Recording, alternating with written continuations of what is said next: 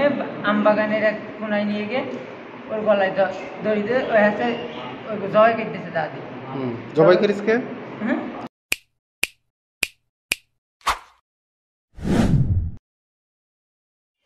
বেনাপোলের চাঞ্চল্যকর রেশমা হিজড়া হত্যার এজাহারভুক্ত দ্বিতীয় আসামি আল মামুনকে গ্রেপ্তার করেছে বেনাপোল পোর্ট থানার এই মামলার তদন্ত কর্মকর্তা শঙ্কর বিশ্বাস।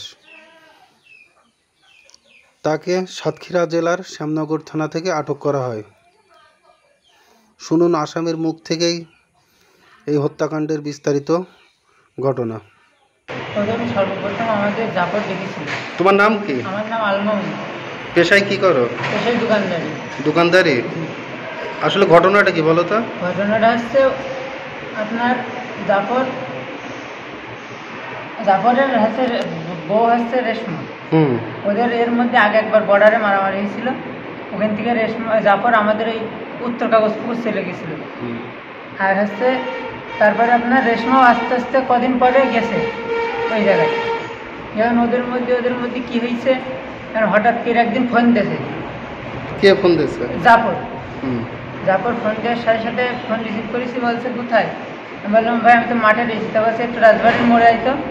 আর ওর মোড়ে আইছি, এসে 20 মিনিট পরে ওর বাসার পিছনে ডাক দিচ্ছে দিয়ে মনে করেন রেশমার সাথে।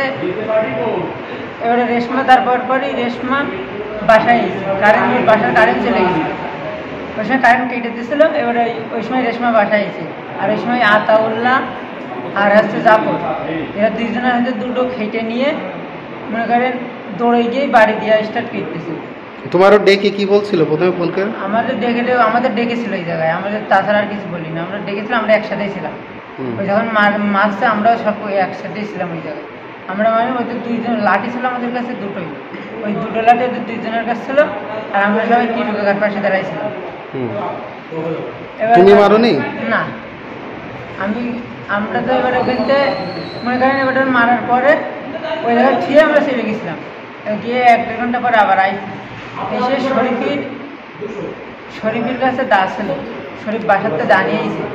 এনে সেই দা শরীফ নিয়ে এসে মনে করেন আমরা যাচ্ছি দা নিয়ে যাইতে এবারে রেশমার বাড়ির বাসাতে বের করে নিয়েছি।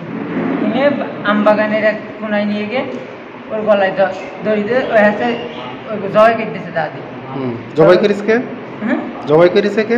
জবাই করেছে সে রেশমা আর হচ্ছে জাফরই জানি বেশি।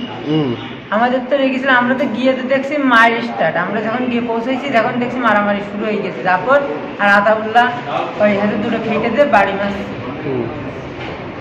এবার তারপরে অত কিছু আর শুনিনি আমরা। ওখান থেকে আমরা আমাদের মতন গিয়ে এবার সবাই আমরা এক জায়গায় রয়েছি 8 জন লোক।